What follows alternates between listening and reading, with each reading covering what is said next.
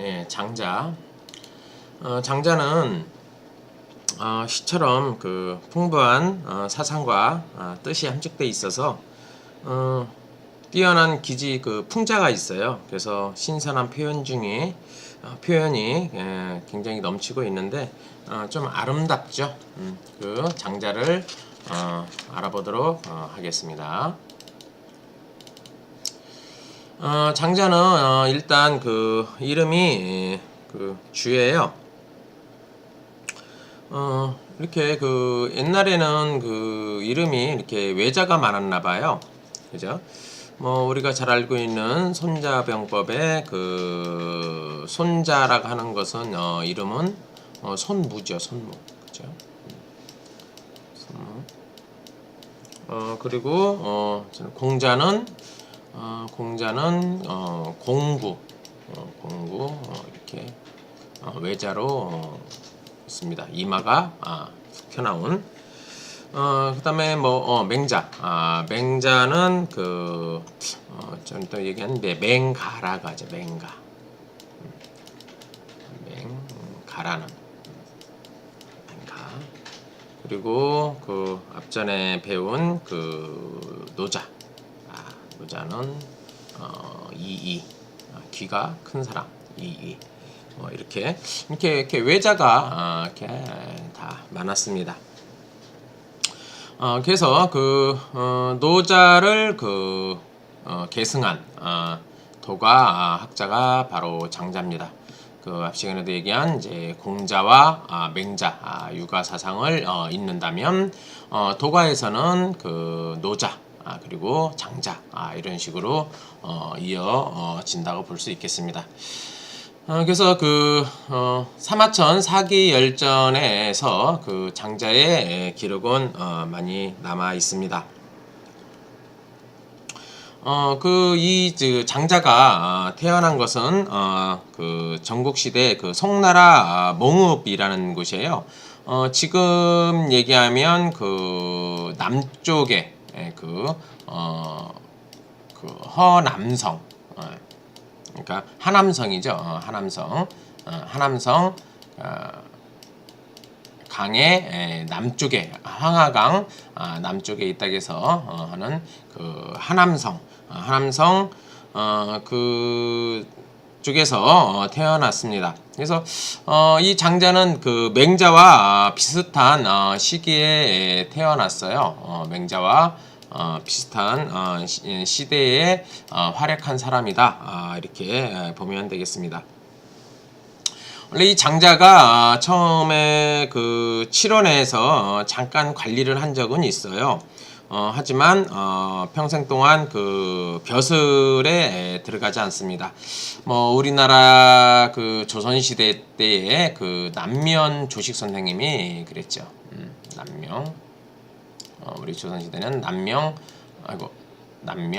조식 선생님도 관직에 그 한번 나가지를 않습니다. 아무튼 장자도 그렇게 한번 그 평생 벼슬에 나가지를 않았고 그 노자와 이제 마찬가지로 이제 그 도를 그 천지의 그 만물의 근원으로 보고 그래서 어떤 대상의 욕심을 뭐 내거나 어떤 일을 이루려 하지 않죠. 그래서 자기에게 주어진 대로 뭐든지 자연스럽게 행동하고 주장해서 그렇게 행동해야 된다고 주장해서 노장사상이라는 큰 그 도가를 이룩하게 됩니다. 도가라는. 그래서 그 장자는 그 현실을 그 탈피해서 초탈해서 중국 그 문화 예술에도 많은 영향을 미쳤죠. 그래서 원래 이 장자는 그 52편 원래는 그 52편이었다고 합니다. 52편이었는데 그 지금 오늘날 그 33편 그 이걸로 그 된 것은 그 52편을 그 진나라 시대 때 곽상이라는 사람이 곽상이라는 사람이 정리를 했다고 그래요. 33편으로. 그래서 이 33편은 그 4편이 7편이 있고, 그다음에 외편이 그 15편이 있고, 그리고 그 작편이 11편 이렇게 총 33편으로 돼 있는 것이 오늘날 우리가 장자의 를 보고 있는 겁니다. 그래서 적혀 있네요. 자, 그래서 곽상은 이 진나라 시대의 다양한 장자 판본을 기초로 해서 자신의 줄을 다르게 새롭게 편집을 했습니다.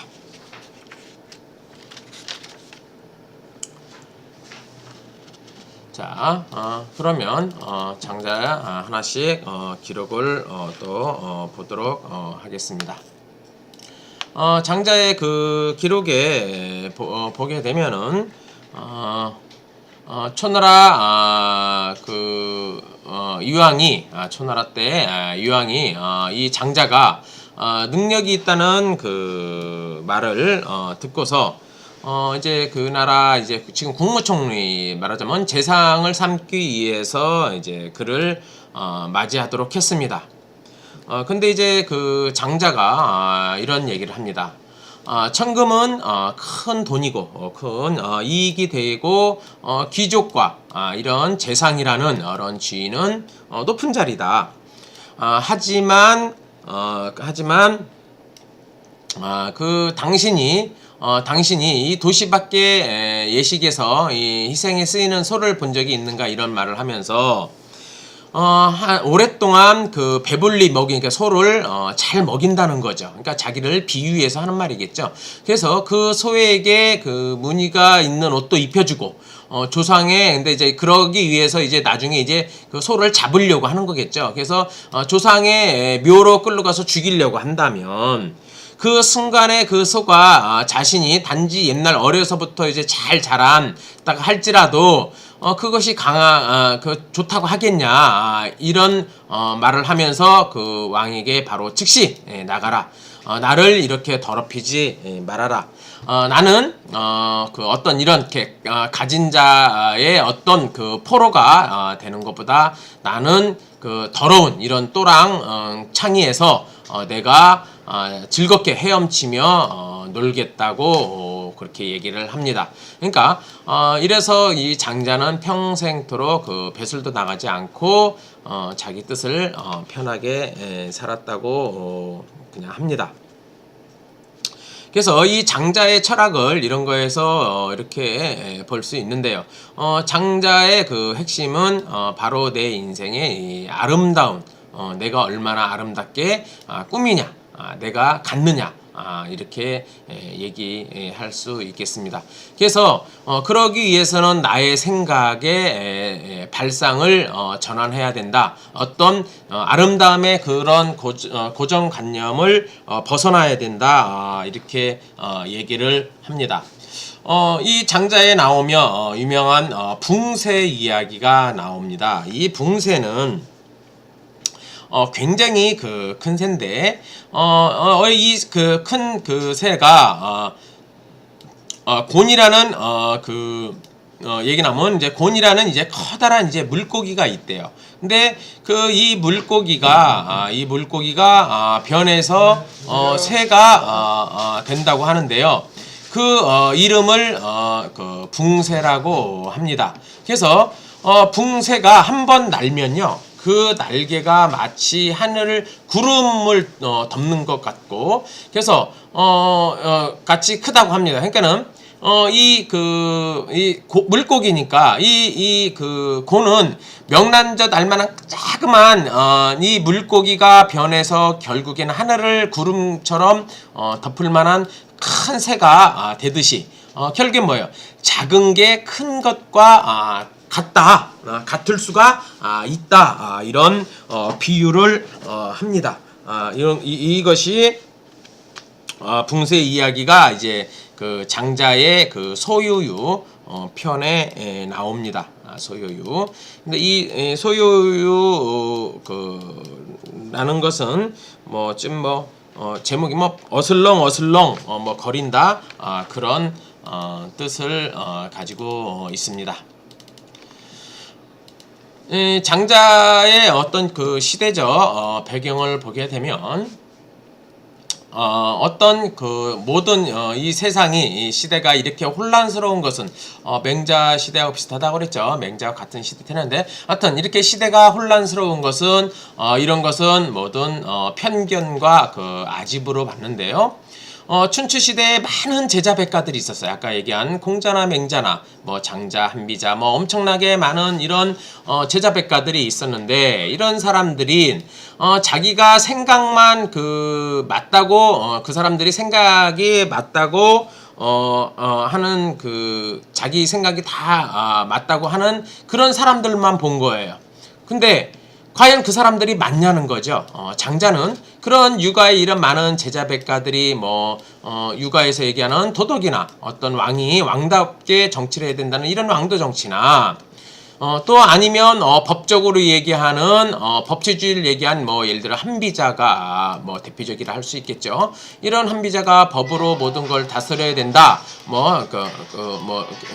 다스려야 된다. 이렇게 법으로 얘기하나 이런 것들은 모두 생각이 맞냐는 거죠. 그래서 또 도가에서 얘기하는 덕치주의에 이 도가는 이런 것을 모든 걸 반대하죠. 장자는. 그래서 모든 것은 이건 인간이 유인이적으로 만들어서는 되지 않고 순수한 자연으로서 돼야 된다.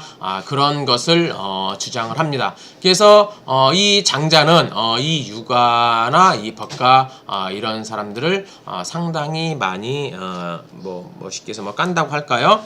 하죠. 그래서 지금 이 장자가 얘기하는 것은 모든 것은 그런 편견과 아집과 같다고 이렇게 얘기를 하면서 모든 것은 자기가 우물한 개구리처럼 제자 백가들은 말을 합니다. 그러니까 자기 입장에서만 본다는 거죠.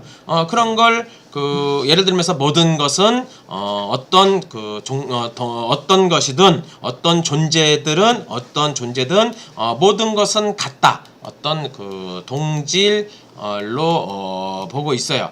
그러면서 예를 들자면 이런 동물도 동물 중에서 또 모든 게 같고 어떤 식물도 같고 이런 얘기를 하게 되는데 한 번은 어떤 이제 동각자라는 분이 동각자라는 사람이 장자에게 그렇게 한번 물어봅니다. 아니 당신이 얘기하는 그런 도가 그렇게 대단하다고 하는데 이런 도가 어디에 있습니까? 라고 묻습니다.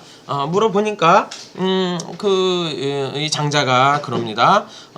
그 페이지에 저기 지나가는 밑에 마침 땅에 이렇게 땅강아지가 한 마리 지나가고 있었는데 개미 같은 거죠. 이런 게 하나가 지나갔으니까 지금 저 돈은 저 땅강아지에게 있다고 얘기를 하니까 이 동각자가 아유 그렇게 대단한 도가 저런 땅강아지한테 있을 리가 있겠습니까? 도가 어디 있습니까? 라고 또 묻습니다. 그러니까 이번에는 장자가 저 옆에서 털고 있는 쌀겨죠. 쌀겨 껍데기. 쌀 껍데기가 이제 이렇게 바람에 그렇게 날아가고 있었어요. 바람에 날아가고 있으니까 돈은 저 쌀 겨에 있다 하니까 왜 이렇게 동각자 그럽니다. 그렇게 대단한 도가 그럴 리가 있으니까 왜 저를 가지고 이렇게 장난을 하시고 그러십니까?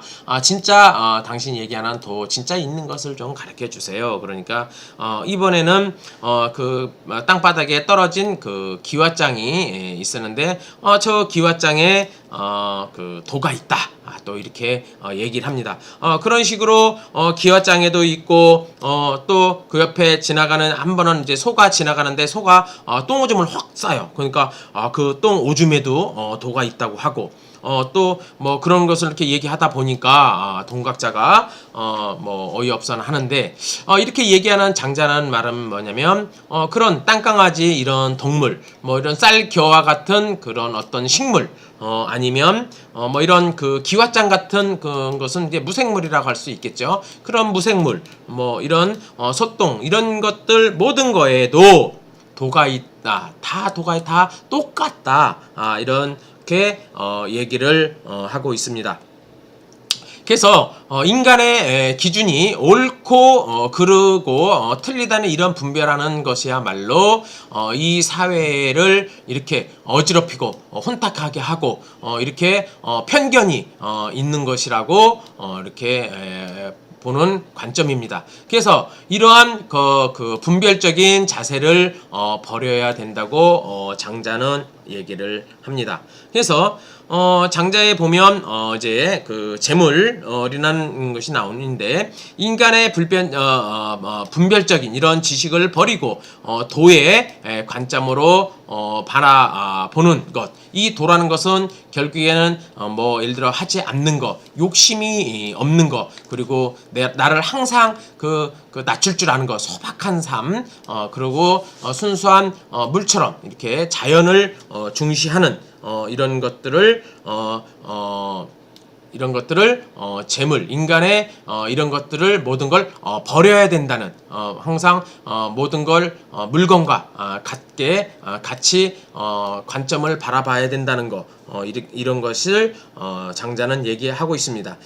장자는 사람이 타고난 그대로 자기의 그 자신을 의식하는 이런 것도 하나의 부담이라고 본 거예요. 이런 자기 자신을 의식하지 않는 것부터 이런 부담조차도 거부하고 순수한 자연의 모든 것을 맡겨서 아무런 그 꺼리낌 없이 살아보자는 것이 장자가 말하는 거라 하겠습니다. 그럼 장자의 그 사상을 재물에 대해서 보면 들어가면 제자는 가지런할 짤짤 쓰고요. 그러니까 만물을 가지런하게 하자는 거죠. 만물을 항상 똑같이 동물이든 식물이든 무생물이든 항상 다 같은 것으로 보자. 그래서 이쪽이 옳고 저쪽이 틀리고 이런 것을 구분하지 않아야 된다는 거죠. 그래서 모든 것은 상대적이라는 겁니다.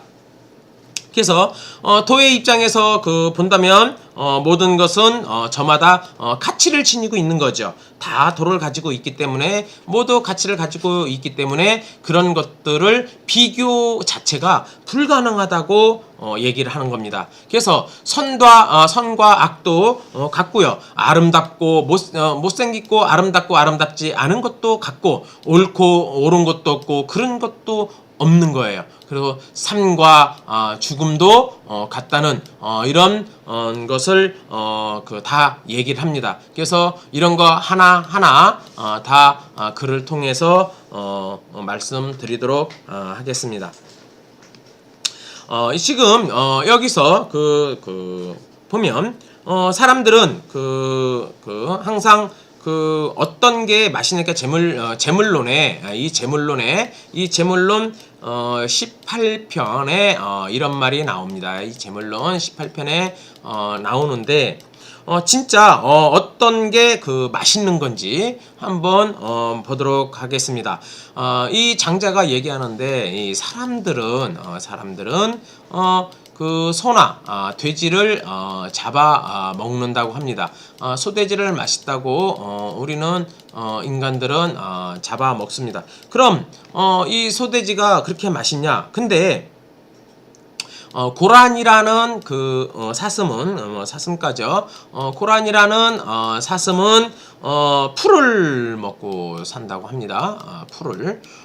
고라니는 풀이 맛있어서 풀을 먹겠죠. 그리고 진해나 아니면 이런 진해는 이런 진해는 또 뭐냐면 뱀을 잡아먹고 살아요. 뱀을 잡아먹고 살고 또 솔개 이 까마귀 솔개나 이런 까마귀들은 쥐를 좋아한다고 합니다. 자, 그러면 이 네 가지 중에 어떤 게 정말 맛있냐는 거죠. 그것은 어떤 비교, 누가 보는 대상에 따라서 이건 다를 수 있다는 거죠. 그래서 누가 제일 맛있다, 이런 것은 비교할 수가 없다, 이렇게 예를 들고 합니다. 그래서 보통 그 사람들은 현실 세계에서 여러 가지 조건에 스스로 그 얽매여서 자기 자신을 구속하고 있지는 않은가, 한번 볼 필요가 있습니다. 뭐 크고 작다든가, 아니면 뭐 또 좋고 나쁘다고 그리고 그런 판단도 하게 되고요. 어디까지나 이게 다 모든 게 상대적인 거지 절대적인 거는 될 수 없다고 얘기할 수 있겠죠. 그래서 사람이란 이처럼 아무런 꺼리낌 없는 그 자유로운 몸으로 그 마음을 지님으로써 참된 그 행복을 누리게 된다는 거죠. 그래서 이 소유의 한번 보시면 좀 내용을 보면 완전한 그 정신의 자유, 그리고 인위적으로 기준으로 그러니까 인위적으로 하는 행동이 아닌 벗어난 자유. 그래서 모든 대립과 어떤 그 차별 이런 것이 절대적으로 그 도의 관점에서 보는 경지라고 할 수 있죠. 그래서 자망과 그러니까 절대 경지에 도달하기 위한 수양 방법으로 자망, 앉아서 고스란히 있고 또 마음을 고요하게 해서 경건하게 하는 것, 이런 것을 자망과 심재로 얘기할 수 있겠습니다. 그래서 이상적인 인간은 뭐예요? 지인, 진인, 신인, 천인, 이렇게 성인이 된다고 합니다. 먼저 알고 터후에 점점 올라가게 되겠죠. 그래서 이 장자에 대한 더 많은 그 장자의는 책을 통해서 비유를 하고 있는데요. 그 비유에 대해서 우화적으로 되어 있습니다. 그러면 이거에 대해서 또 한번 살펴보도록 하겠습니다. 장자에 보면 이제 치머 나간이라는 이렇게 말이 나와요. 여기서 이 나간이라는 것은 옛날 중국 그 사대미인이 있어요. 거기에 그 서시에 그 서시라는 이쁜 여자가 있죠. 뭐 동시서시 비교하는데, 그러니까 서쪽에는 그 이쁜 서시가 살았고 동쪽에는 못생긴 동시가 살았다고 합니다. 아무튼 이때 나오는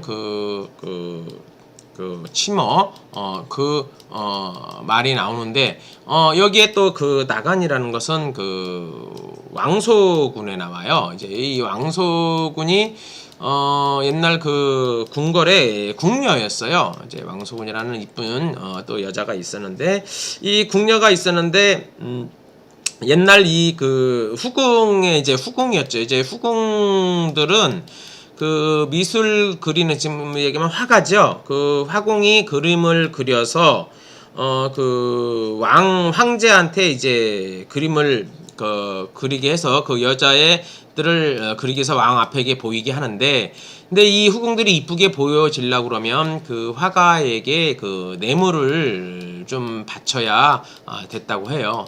근데 그때 이 왕소군이 이제 돈이 하나도 없었던 거죠. 그래서 돈을 주지 못하니까 이 화가가 이 왕소군을 일부러 못생기게 그린 거예요.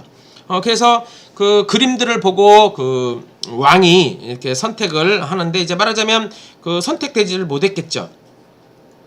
그래서 선택되지 못한 이 여자들은 이제 오랑캐의 이제 그 아내가 이제 되는 건데, 이제 오랑캐 쪽으로 보내게 되는데, 한 번에 이제 이제 선택되지 못한 사람들이 실려서 이제 나갈 때 이렇게 그 황제가 와서 보니까 너무 이쁜 왕소군이 있는 거예요.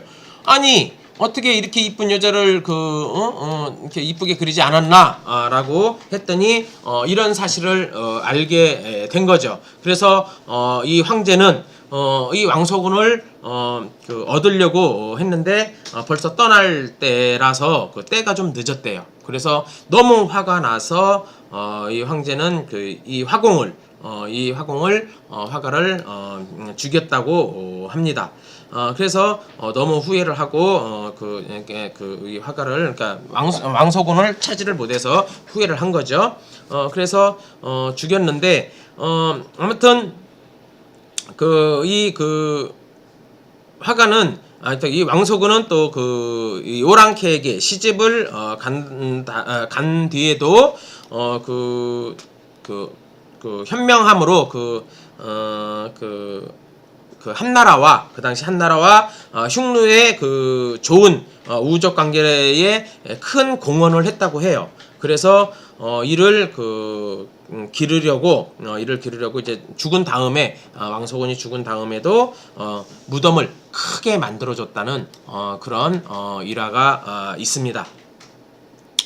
그래서 여기에 나오는 이제 모장과 여의라는 말이 이제 모장여의 인소지미에 이렇게 나오는데, 이 모장여의는 말하자면 그 당시 중국의 최고 미인들입니다. 그래서 그 당시 굉장히 이뻤나 봐요. 그래서 이렇게 이쁜 모장과 여의가 사람들이 이제 아름답다고 하는데, 이건 사람의 우리 인간으로 보는 대상으로 봤을 때 관점이라는 거죠. 물고기가 이 모장과 여의를 볼 때는 그냥 숨어버리는 거예요. 무서워서. 그 다음에 새들도 보면 높이 날아가 버리고, 사슴도 정신없이 달아나 버리고 도망가 버리고. 그러니까 사람, 물고기, 새, 사슴 이런 것들 중에 또 어떤 게 최고 아름답다고 할 수 있냐는 거죠. 결국엔 이거는 상대가 어떤과 비교를 하느냐에 따라서 그 아름다움도 다르다고 이렇게 얘기를 하고 있습니다. 그래서 또 이런 게 있죠. 원래 오리가 다리가 비록 짧지만 예를 들어 오리한테 다리를 길게 만들어주면 어떻게 오리는 걱정이 된다는 거죠. 근데 거꾸로 또 학의 다리는 원래 길지만 비록 길지만 그걸 끊어주면 어때요? 슬픈 일이겠죠. 그래서 중요한 건 본성이 긴 것을 잘라서도 안 되고, 또 본성이 짧은 것도 이어서는 안 된다는 거죠. 그래서 원래대로에 있는 그 본성, 원래대로 있는 그 자연, 그대로를 그대로 하는 것이 좋다는 그런 얘기를 여기서 하고 있습니다.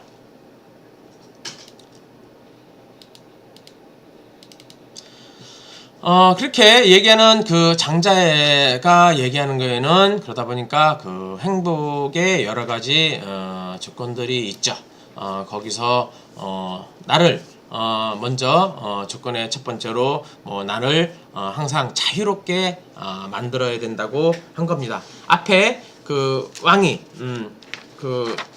본인을 데려와서 이렇게 하려고 하니까 왕이 초나라 유양이 장자의 능력을 발휘해달라고 이제 재상으로 삼으려고 하니까 장자가 그렇게 얘기를 했죠.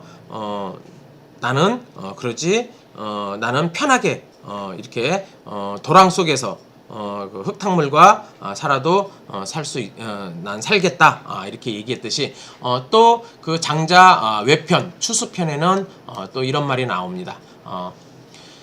초나라에는 3000년 묵은 거북이가 있었다고 해요. 그래서 그 거북이를 귀하니까 비단으로 싸서 그걸 상자 안에다 넣어놨다고 합니다. 그래서 묘당에 이제 소중히 보관하고 있다고 하는데, 근데 이제 장자가 그런 거죠. 이 거북이가 자신이 그렇게 죽어서 소중히 간직되면 뭐 하겠냐는 거죠. 아니면 내가 살아서 꼬리를 진흙 속에, 그러니까 아까 내가 흙탕물이라고 그랬죠. 그런 흙탕물 속에서 내가 나는 그렇게 끌고 다녀도 이렇게 다니기를, 세상에서 살기를 바라겠다는 거죠. 그래서 이러한 그렇게 장자가 말했듯이 이제는 내가 얘기는 다 한 것 같다. 그러니까 데리고 이걸 또 다시 파견했는데 그 사람한테 그렇게 얘기한 거죠. 내가 이제 나는 역시 진흙 속에서 꼬리를 넣고 나는 이런 길을 택해서 살 거니까 나한테 그런 거를 뭐 관직이나 어떤 천금만금 주려고 하지 말아라 라고 한 내용이라 하겠습니다. 그래서 나는 이렇게 그런 거에 매달려서 세상의 돈 이익이나 이런 거에 살지 않고 나를 편안하게 나는 이런 진흙탕 속에서 굴러 다닐지라도 나는 그런 거에 얽매여서 살지 않고 나를 이렇게 편안하게 살겠다. 이런 것이 행복이다. 이렇게 얘기를 하고 있습니다. 그래서 자기 자신만의 그 아름다움을 또 만들어야 된다고 하는데요. 아까 내가 중국의 미인을 얘기했습니다. 거기서 서시라는 아름다운 그 이야기가 있어요. 그래서 이 서시가 그렇게 아름다워서 이것을 그 동쪽에 사는 또 여자가 한 명이 있었는데 너무 이쁘다 보니까 그거를 따라한 그 못생긴 여자가 추녀가 있었는데 그 여자를 동실학합니다. 그래서 서씨는 마을 서쪽에 사는 아름다운 여자였고요. 그러니까 춘추시대 월나라 때 미녀예요. 그리고 동시는 그 마을 동쪽에 사는 추녀였고요. 그래서 이 서씨가 너무 아름다워서 그걸 따라했는데 그 내용을 한번 보면 아름다운 그 서씨가 가슴이 아파서 그러니까 서씨가 너무 아름다웠는데 그 속에 가슴이 답답한 어떤 그런 조금 아픈 그런 병이 있었나 봐요. 그래서 아플 때마다 얼굴을 이렇게 가슴을 아파하고 찌그리고 그랬는데 자꾸들 그걸 얼마나 이쁘길래 보러 동시가 가본 거예요. 그랬더니 서시가 그렇게 얼굴을 찌푸리고 하는 것을 사람들은 아름답다고 하는구나 하고 서시가 자꾸 찌푸리고 다니니까 동시도 자기 동네에 와서 이제 자기도 얼굴을 찌푸리고 다닌 거예요. 그러니까 원래 얼굴도 못생겼는데 그 못생긴 여자가 그것을 자꾸 보고 아름답다 생각하고는 이제 자기도 역시 똑같이 가슴을 쥐어잡고 서시를 흉내낸 거죠. 그러니까 어떻습니까? 동네 사람들이 못생긴 데다 얼굴도 더 찡그리고 그러니까 당연히 더 아름답지 않게 본 거죠. 그러니까 그런 아름다움은 자기의 어떤 그런 걸 가지고 만들어야지 누구를 흉내내서 뭐 예를 들어서 하지만 원래 학은 다리가 길게 태어났으니까 길어야지 그거를 잘라준다고 해서 편하다거나 좋다거나 그런 건 아니죠. 그래서 함부로 남의 흉내를 내는 것은 오히려 더 안 좋은 걸 가져올 수 있다는 그런 걸 이 장자 외편 천원편에서 느끼게 해주고 있습니다. 그래서 참 얘기하면서 중국에 이제 아름다운 여자가 이 사대 미인이 있는데요. 우리가 잘 아는 좀 약간 정리를 해주면 말하자면 이렇게 참 아름다운 그 서시가 있었고요. 우리가 또 잘 아는 그 양귀비라는 여자도 있었죠. 그래서 이 양귀비가 있고요. 또 조금 방금 전에 얘기한 그 왕소군이 상당히 미인이었다고 합니다. 그래서 왕소군이 있고 또 우리 삼국지에 나와요. 삼국지에 나오는 초선이라는 여자가 있는데 이렇게 서시, 양귀비, 왕소군, 초선 이렇게 이 네 명을 중국의 4대 미인이다 이렇게 얘기를 합니다. 그 다음에 이렇게 장자가 얘기하는 그 행복의 조건을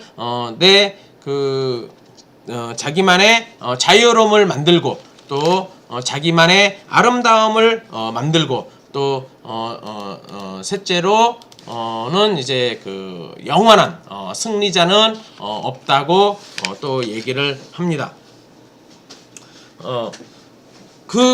말은 장자 외편에 이번에는 삼목편에 이런 말이 나옵니다. 하루는 활을 들고 새를 봤어요. 새를 잡으려고. 근데 이때 매미가 보니까 나는 이 활을 들고 새를 잡으려고 했는데 이때 보니까 이 새가 매미 한 마리를 쳐다보고 있는 거야. 매미 한 마리를. 그래서 매미 한 마리, 그러니까 내가 새를 잡으면 새가 자기 죽을 줄 모르는 거죠. 자기 죽을 줄 모르고 매미를 잡아먹으려고 하고 있었던 거예요. 근데 가만히 그 매미를 보니까 나무 그늘 밑에서 자기 몸도 가누지 못하는 그 몸조차 그 매미가 이제 울고 있는 거죠.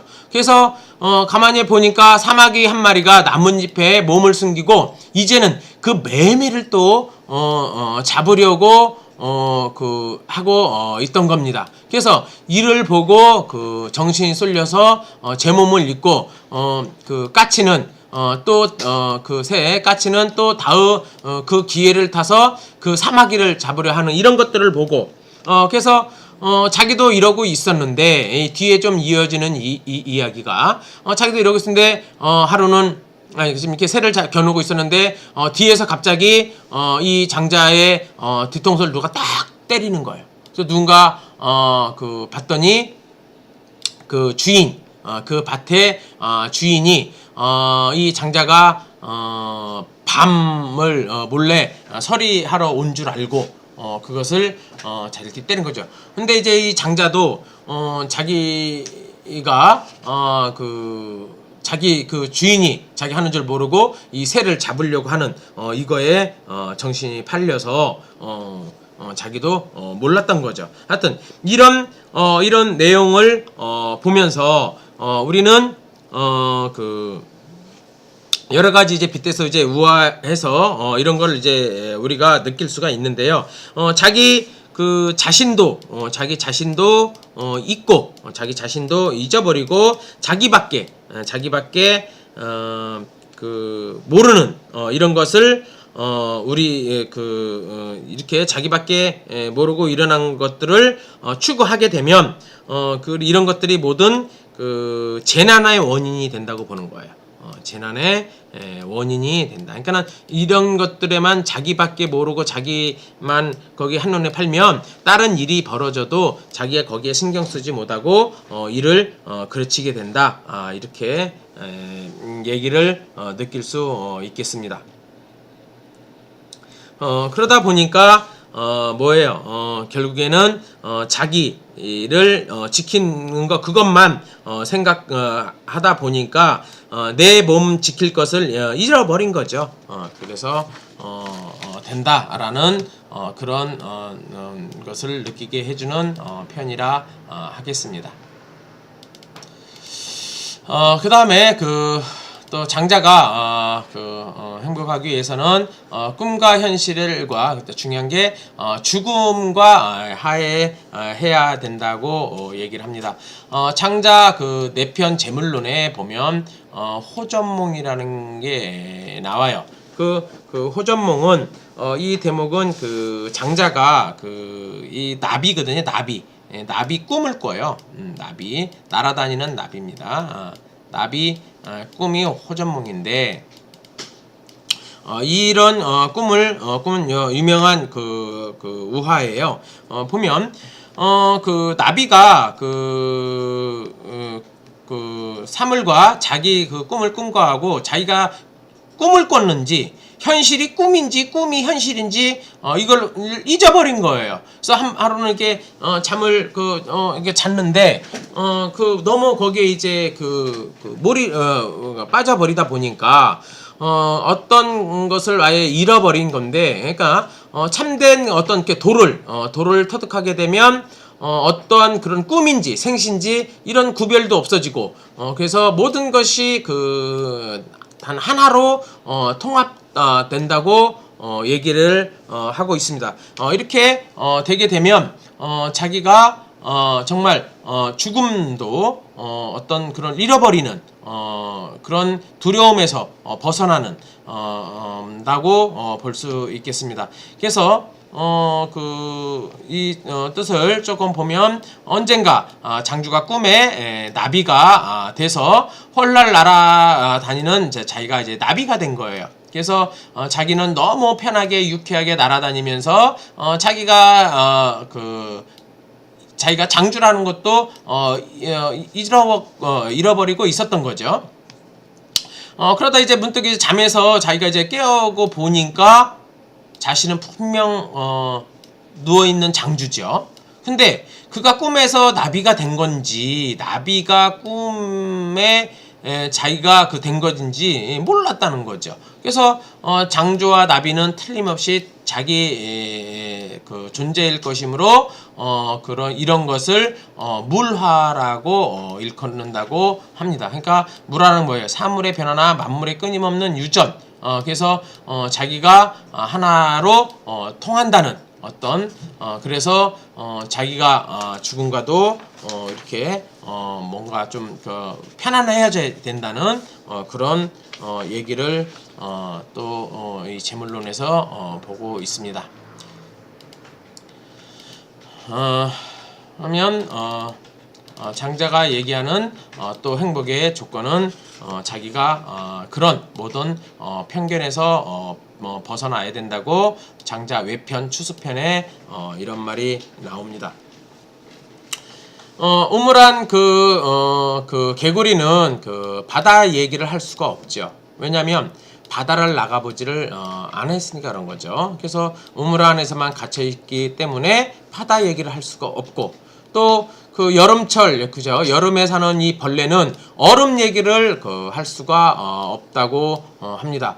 겨울까지 살아보지 못했기 때문에, 겨울을 한 번도 보지 못했기 때문에 얘기할 수가 없는 거죠.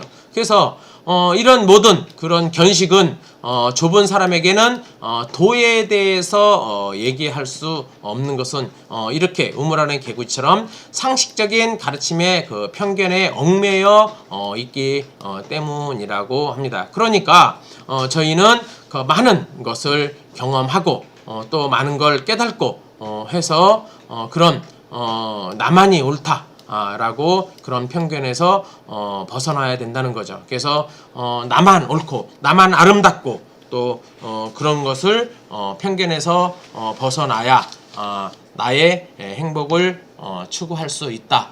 이런 장자의 미학이 담겨 있다 하겠습니다.